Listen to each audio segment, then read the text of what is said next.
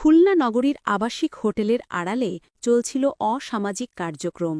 গোপন সংবাদের ভিত্তিতে খুলনা সদর থানা পুলিশ অভিযান চালিয়ে ১১ জনকে আটক করে।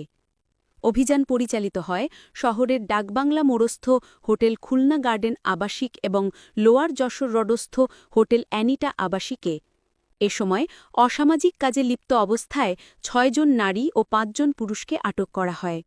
আটক ব্যক্তিরা হলেন হাসিব, সোনিয়া খাতুন, লিমা খাতুন, অনু আক্তার, ফারা হোসেন ইতি, রমজান মরল, নয়ন মোল্লা, মাকসুদুল ইসলাম, সাব্বির হাওলাদার, ফাতেমা ও তামান্না। খুলনা সদর থানা পুলিশ জানায়, স্থানীয়দের অভিযোগের পর তদন্তে এসব হোটেলে দীর্ঘদিন ধরে অসামাজিক কার্যক্রম চলছিল বলে সত্যতা পাওয়া যায়। পরে আইনগত ব্যবস্থা গ্রহণ করা হয়। স্থানীয়দের দাবি, শহরের পরিবেশ রক্ষায় এসব হোটেলের তদারকি আরও জোরদার করা জরুরি, যাতে ভবিষ্যতে এ ধরনের অবৈধ কর্মকাণ্ড বন্ধ করা যায়।